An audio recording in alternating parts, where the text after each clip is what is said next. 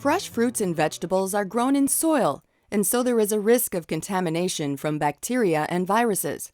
This video will help farmers identify and reduce those risks during the harvest process. One potential risk is wild or domestic animals in the produce fields. Wild and domestic animals are a food safety concern because they can carry human pathogens like Salmonella and E. coli in their feces, which can make people sick. Do your best to keep them out with fences, traps, and other tactics that use noise or random movement, like decoys or flashy tape. Despite these efforts, animals still get in. It is very important to not harvest anything that has visible contamination from animals.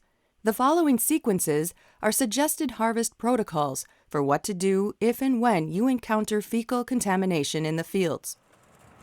Let's head to the field and watch as Dia starts her harvest. First, all employees need to wash their hands well before they begin to harvest. Hand washing is perhaps the most important thing you can do to keep germs off your produce. Provide hand washing near the fields, like at a portable station or field unit. This makes it easy to do throughout the day.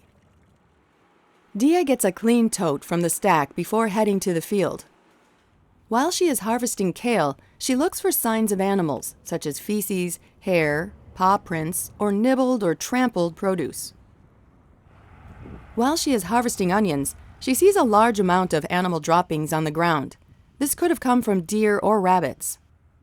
She doesn't want to stop harvesting yet and doesn't want to spread the contamination around the field, so she grabs a flag from her harvest wagon and flags the area with the contamination. This tells her and any other workers that there is contamination there and to use caution. She continues to harvest her onions for the market. When she has finished that task, she fetches a shovel and bucket that are designated for contamination and shovels up the droppings. She then throws them away, cleans and sanitizes the tools, and washes her hands. This protocol serves to remove the contamination from the field, where it might otherwise spread to other plants through wind and rain.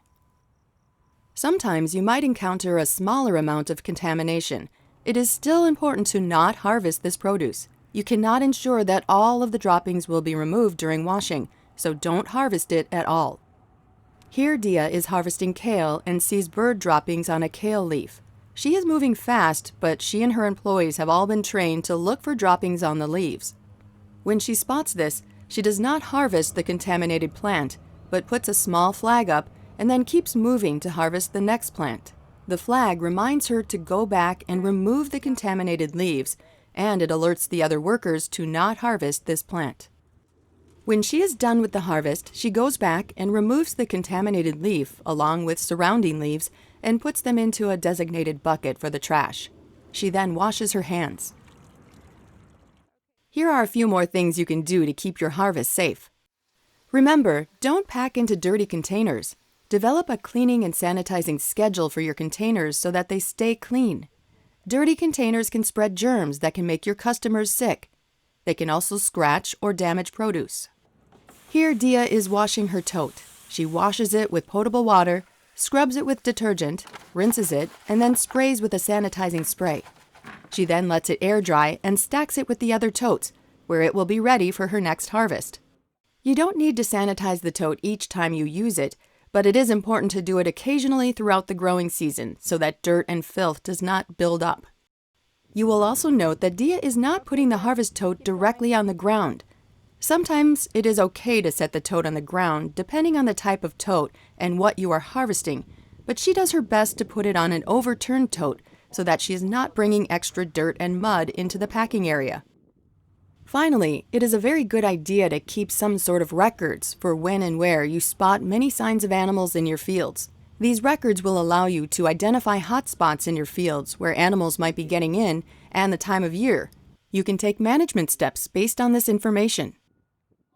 As a review, here are some of the key concepts for a safe harvest.